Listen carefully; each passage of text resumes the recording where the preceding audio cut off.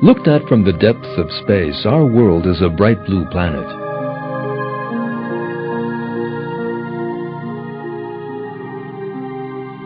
The reason for this extraordinary color of the Earth is the water, which covers 70% of it.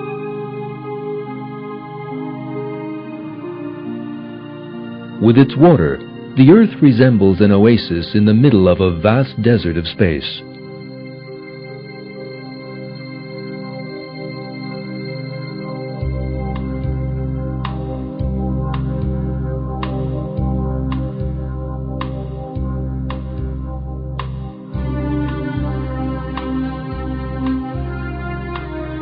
Life on Earth does not just consist of what we see on land.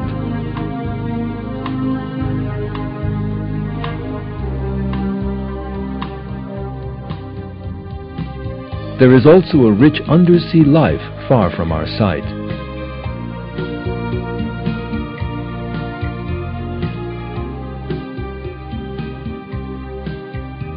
Each with its own unique design, the oceans are home to very different kinds of sea creatures. To such an extent, in fact, that the millions of species in the seas are little by little increasing with every new dive.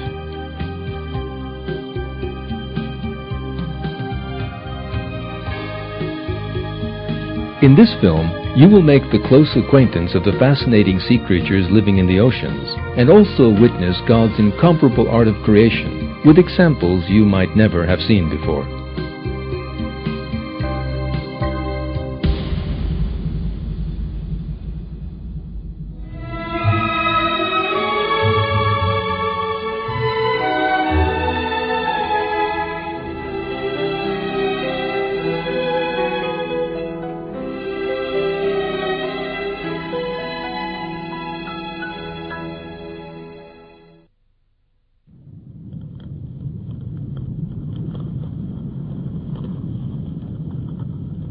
These white particles being carried along by the current are actually tiny living things. Plankton represents the largest number of living things in the sea. They are invertebrates, which come in a wide range of varieties, all very different to one another. These strangely shaped creatures represent the basic source of food for sea life.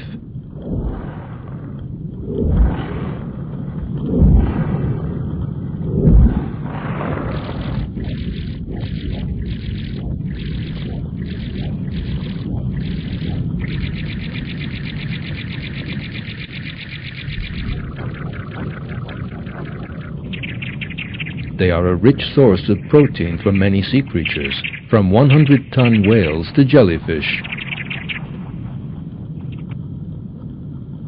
The oceans are full of these creatures, which are at first sight invisible.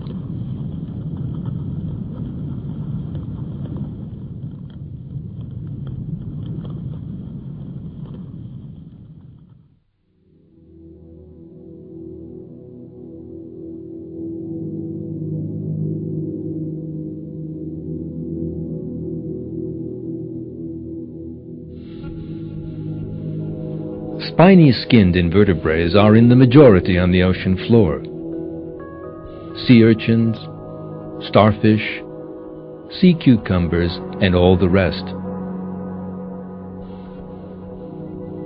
These living things look for food by combing the ocean floor.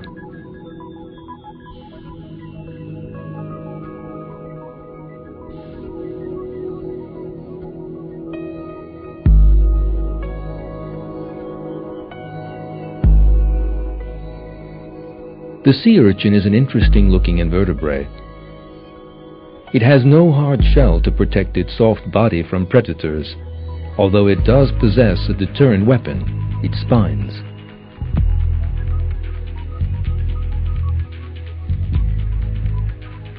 Sea urchin spines are mobile and even poisonous in some species, and can reach up to 30 centimeters in length.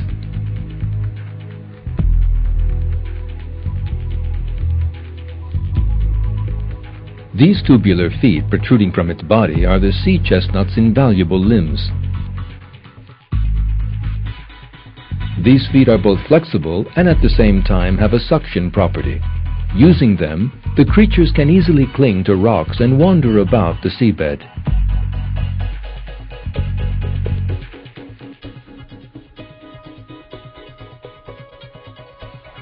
The tubes are just like the urchin's eyes.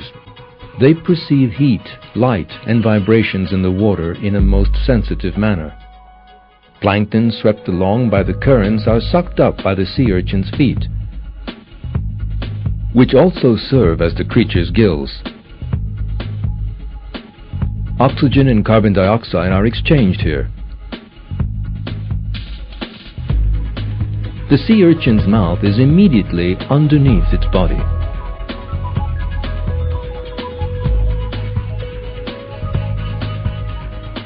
It scratches up with its teeth and eats algae from the rocks over which it travels.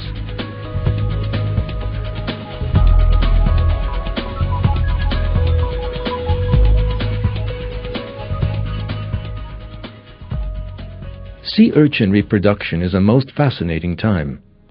They come along side by side, and as the female leaves her eggs into the current, the male deposits his sperm.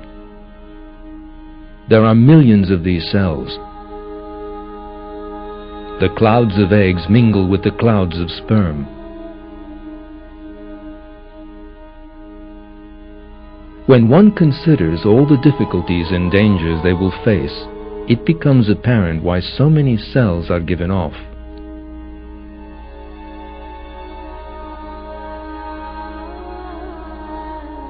The genes from the female combine with those of the male.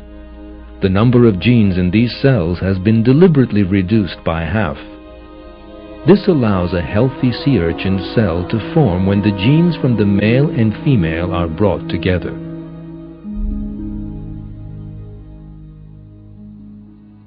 When the male and female cells combine, the cells immediately begin to divide and multiply and to assume their various characteristics.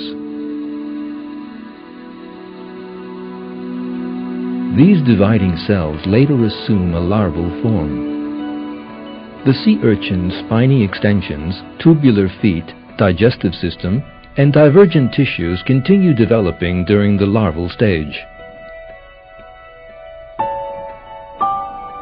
This is a scallop in the larval stage.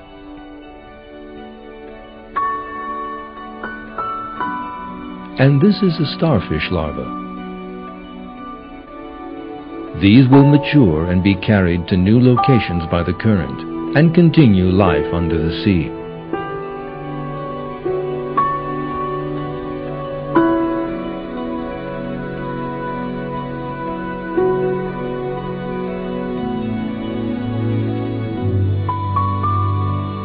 Who is it who determines the number of eggs and sperm cells? Who selects the timing and decides that the number of egg and sperm cell genes should be half that in the other cells?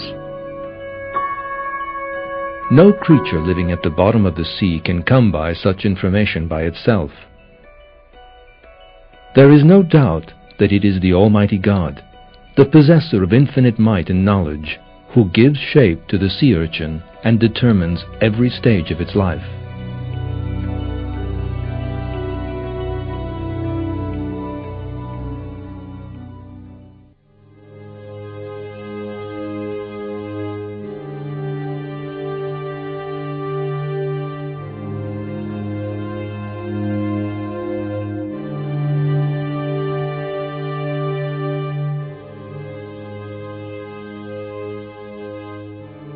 Another spiny-skinned invertebrate which lives under the sea is the starfish. It moves with ease across the seafloor.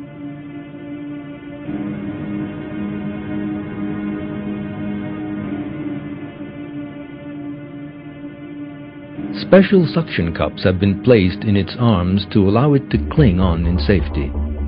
This allows it to climb where it chooses.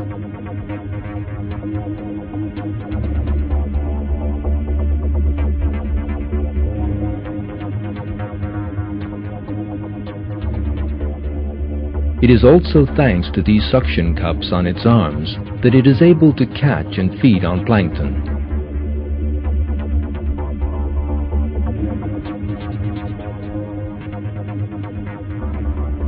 The starfish employs the hydraulic pressure method in order to move its arms in exactly the same way that machines lift heavy loads with their arms.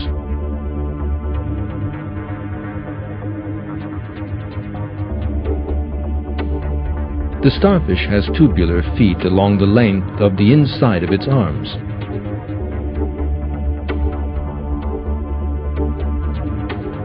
These are connected to an internal tubing system full of water.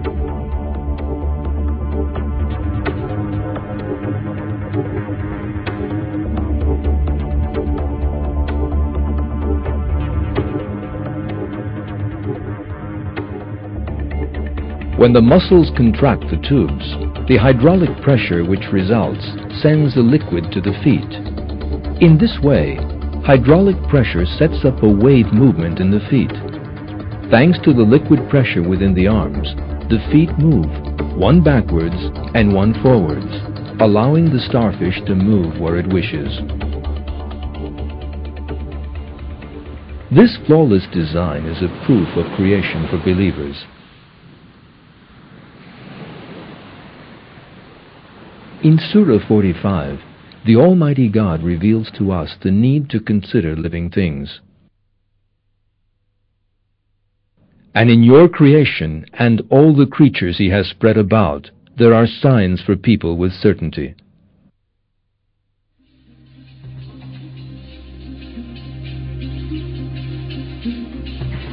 The nautilus is living evidence of creation, proved by the fossil record to have undergone no change in the last 500 million years, and sufficient on its own to undermine the theory of evolution. The creature takes its name from the submarine in Jules Verne's famous novel, and attracts the interest of scientists with its impressive design. The nautilus has special chambers in its shell. There are 4 of these chambers in newly hatched specimens and up to 30 in mature individuals. The creature occupies only the outermost chamber. The job of the other chambers is, just like in a submarine, to hold in and release air to allow the creature to descend to specific depths. The nautilus is thus capable of swimming at ease in depths between 90 and 450 meters. The nautilus rises by filling these chambers with air and descends into the deep by expelling that air. But where does it find that air? Scientists seeking an answer to that question encountered a miraculous system. A special gas is produced by biochemical means inside the nautilus's body. The gas changes place with the water in the chambers. This technique, which man began to employ in submarines in the 20th century, has been used by the nautilus for millions of years.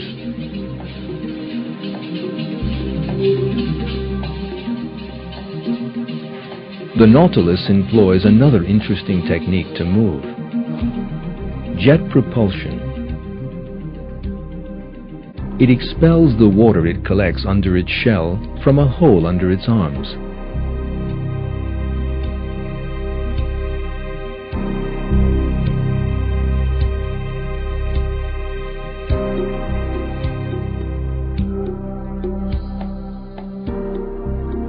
The nautilus's shell allows it the possibility of camouflaging itself.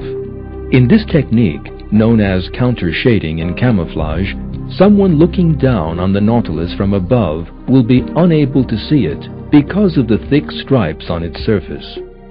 Someone looking from below, on the other hand, perceives its light-colored underside as the same color as the surface of the water. It is quite impossible for the nautilus itself either to know the chemical reaction which produces the gas or to set up the structure to carry out that reaction inside its own body. Neither the nautilus nor blind chance designed the complex structure within its shell. This incomparably superior design is the work of God, who created all that exists. His attribute of El-Badi, the originator of all creation, is revealed thus in one verse of the Quran.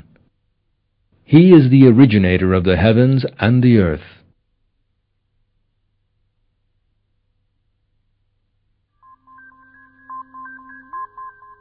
The cuttlefish possesses a very complex eye structure. At this point, it is out of the question for it to miss its prey.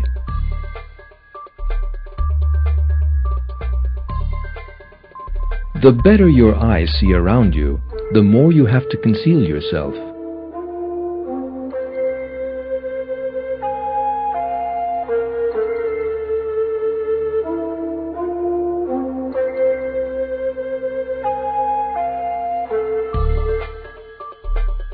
It has 10 limbs, all of which possess muscular sucker discs. It can swim quickly or slowly. It moves by forcing water from a siphon beneath its head. With its hydrodynamic shape, which allows it to progress without encountering water resistance, the cuttlefish is one of the fastest moving sea creatures. Some species are capable of swimming at 33 kilometers an hour. The secret behind such great speed is a network of protein fibers woven through its body. Thanks to the strength and elasticity of these fibers, it is able to pump water very quickly. There is one very important point here which needs careful attention. The working principle of today's jet propulsion engines is exactly the same as that of the cuttlefish. A technique which mankind only began to imitate in the 20th century has been used by the cuttlefish for millions of years.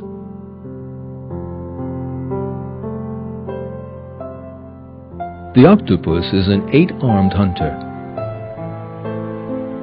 It uses a most interesting method of concealing itself from other animals: camouflage. The cells which make up its skin automatically adapt to its surroundings and replicate, just like a mirror, their color and texture.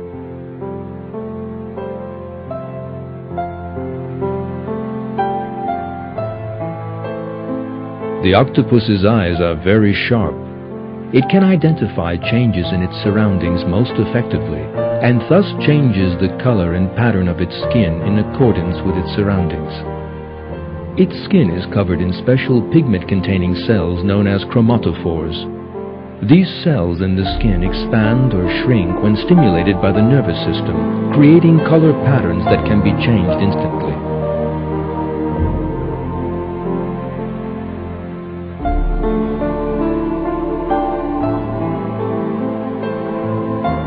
Different cells carry different color pigments, and these allow countless color combinations and patterns to form.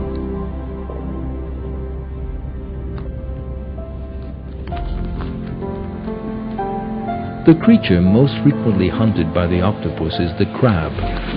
The octopus expertly defends itself from the crab's powerful pincers, and its teeth are strong enough to break the crab's shell. With its superior features, this hunter, which consists of moving muscles, is a perfect creature which conceals itself in the finest possible way. It is impossible for the octopus to have felt the need to conceal itself from other creatures and then to have installed special color cells in its skin.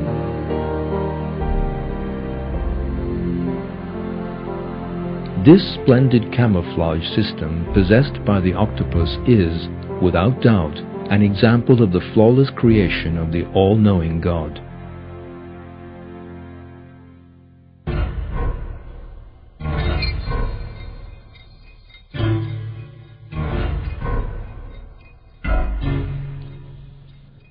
This is a lionfish. Its aggressive appearance is no bluff. It is a genuinely dangerous animal.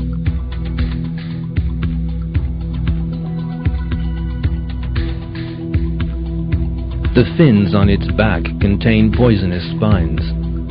These spines protect it in the event of an attack. It also uses its fins to direct its prey in the direction it wishes, pulling the prey into its mouth once it is trapped.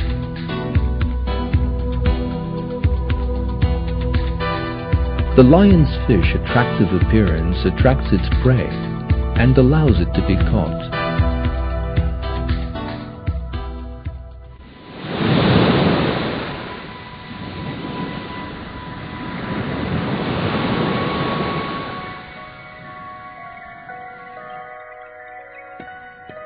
Living things survive thanks to their bodies being created to be compatible with the atmospheric pressure around them.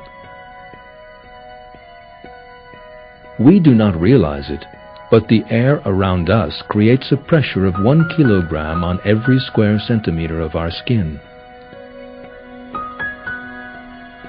Our bodies, however, and those of all other living things, have been created to be compatible with that pressure. The oceans consist of a substance even heavier than air: water.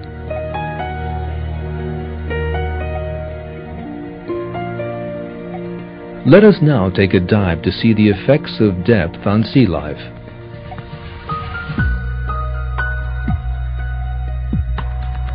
As you dive down, the pressure doubles every 10 meters. This pressure is the weight of the water above you. Yet there are living things which are perfectly capable of living in such environments. These are the sea creatures who are created to be compatible with this pressure.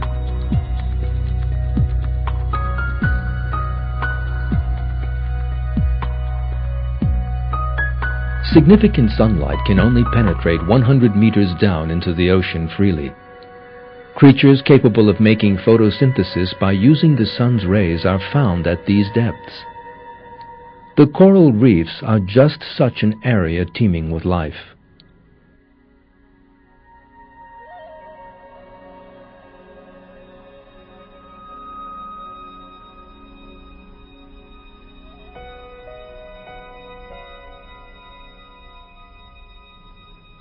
Photosynthesis becomes impossible past 150 meters down.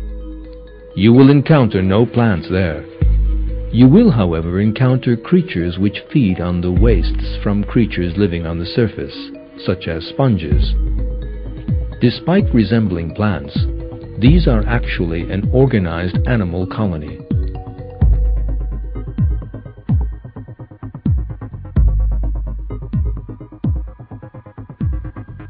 As one dives down to 300 meters, one encounters a constant incline. This is known as the continental shelf. This extends as far as 250 kilometers from the shore. When you follow it, you end up at a depth of 4 kilometers. At such depths, the water temperature falls to below 4 degrees. The water pressure reaches up to 400 times that on the surface. No light reaches these depths from the surface. It is pitch black. At first sight, the appearance is one of a lifeless desert.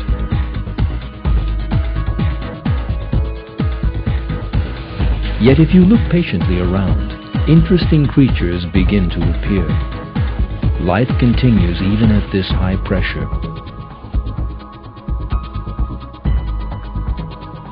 The life systems of these interesting fish have been designed to withstand such enormous pressure. You will be encountering the fish you are about to see for the first time. These are legendary fish which have never appeared on the surface.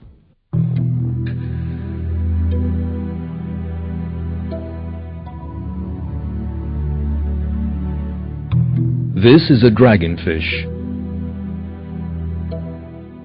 It is 1 meter long. The pits of its jaw possess a special sensory tissue, thanks to which it can identify the movements of its prey and catch it in the darkness. Thanks to these extraordinary eyes, it can easily identify the location of luminous fish. And the dragonfish continues to live quietly, kilometers down under the surface of the sea.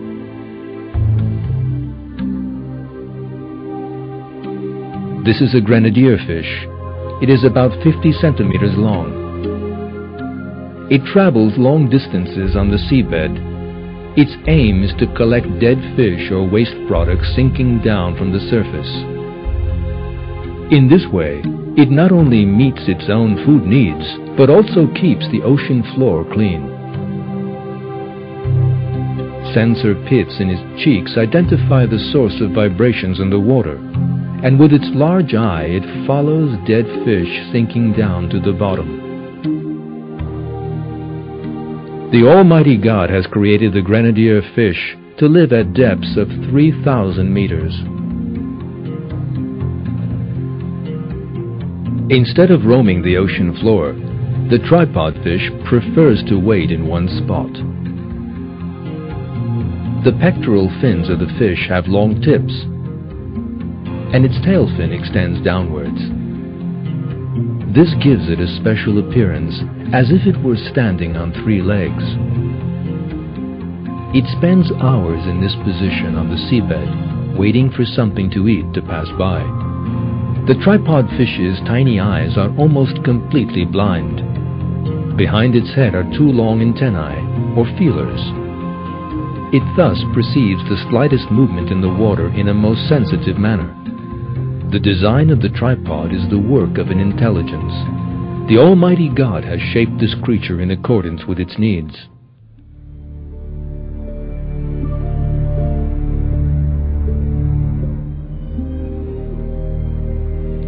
Here is another surprise in the depths of the ocean.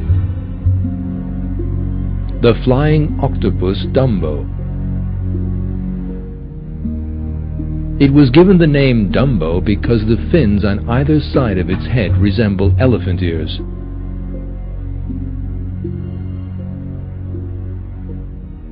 It floats through the deep like a flying elephant. Yet it is no bigger than a basketball. Thanks to the webbed structure between its tentacles, it soars almost effortlessly through the water.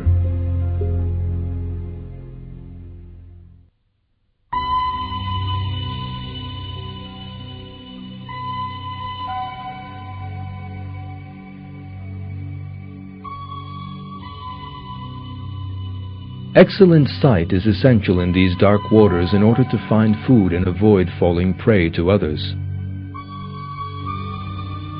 This vital problem has been resolved in some creatures by means of a tactic of invisibility.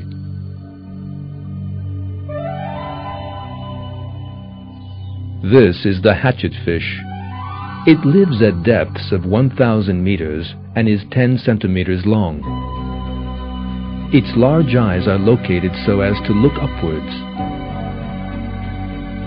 That is because at these depths, fish tend to hunt other fish passing above them. At the same time, of course, they also have to be invisible. Indeed, their bodies have been created to do just that. Their bodies are flat, and their silver color allows them to camouflage their bodies in the darkness. At this point, a fish looking down could easily make the hatchetfish out. That is because at this depth, many fish, thanks to their large eyes, can identify their prey by the light filtering down from the surface. However, the flawless camouflage system of the hatchetfish protects it from that danger. The hatchetfish possesses an astonishing deceptive mechanism against the danger from a pair of eyes looking up from below. Special cells which produce light and are known as photophores have been placed in its stomach. This light is a biological one. In other words, bioluminescence. This light is produced by a chemical reaction which is initiated by the interaction of 2 different chemicals. Cells in the stomach of the hatchetfish imitate the color of the light filtering down from the surface and give off light of exactly the same color. This clever camouflage helps to make these fish invisible from below, so it is difficult for predators to spot them. It is evident that this astonishing defense system is the product of a very superior intelligence. The hatchetfish cannot be aware of how it looks from below. Neither can it know how light is produced.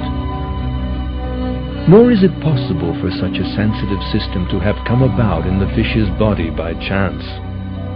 The hatchetfish is just one of the countless examples of God's art of creation. In one verse of the Quran, God reveals that He has dominion over every living thing in every corner of the world.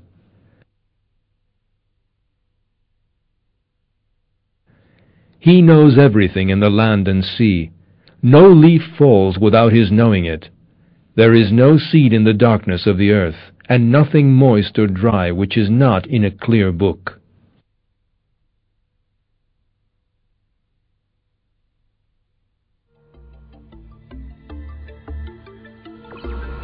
This fish, which lives at depths of 4,000 meters, has been given the name of the anglerfish. This is because it employs a similar method to the way that fishermen use brightly colored rods to attract fish. A light-emitting rod protrudes from immediately above its head.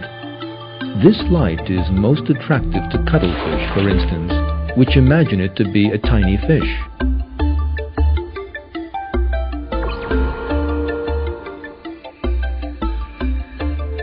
The hunting technique employed by the anglerfish is the product of a superior intelligence.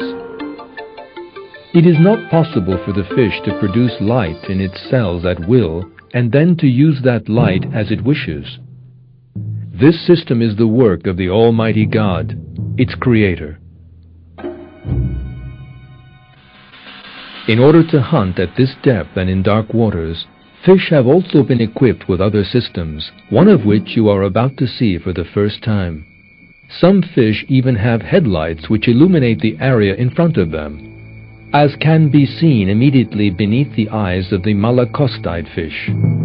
This is no ordinary light, but one with a very special purpose. The light is red, yet other fish do not perceive that red light. In this way, this equipment gives the malacostide fish night vision without being seen itself.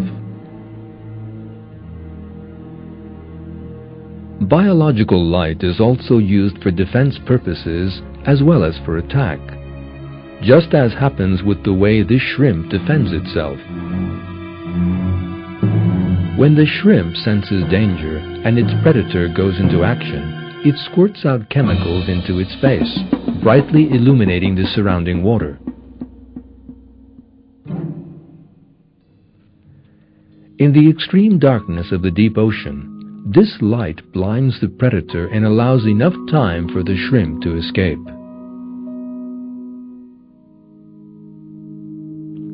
The way that the shrimp employs such a defense tactic leads us to the fact of creation. The shrimp cannot know which chemicals to use, nor how. Neither can it manage the fine-tuning necessary to delay the chemical reaction until it senses danger. God, the Almighty and the All-Wise, who knows everything, has created the shrimp together with its defense system. This ostracod is no larger than a bean. Yet since it has one of the sharpest senses of sight of all fish in the dark, it represents a great peril. Its favorite prey is a kind of plankton known as copepods. Copepods produce light in order to communicate with one another. This ostracod approaches them by following these light emissions as they go on and off. Yet the copepod also has its own defense tactic. When danger approaches, it squirts clouds of light as a decoy to predators. Confused, the ostracod starts following the other sources of light, while the copepod escapes in the darkness.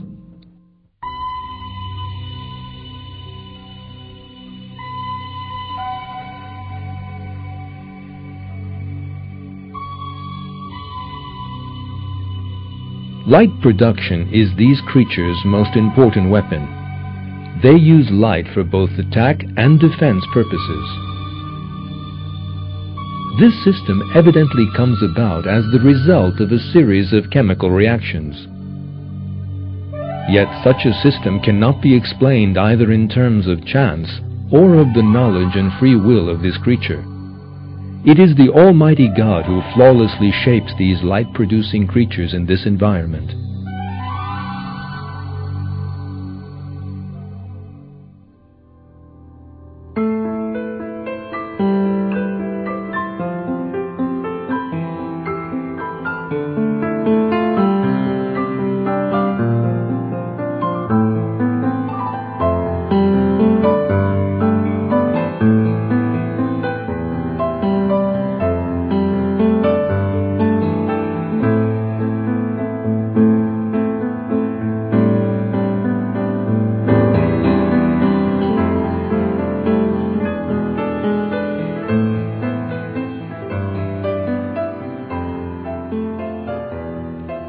The depths of the ocean are like a fairground.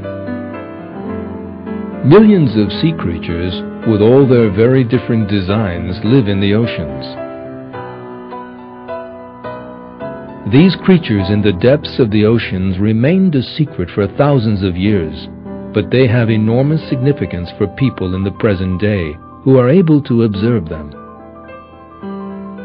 This great variety is a means whereby mankind can once again see and understand that the Almighty God who created them possesses infinite might and knowledge.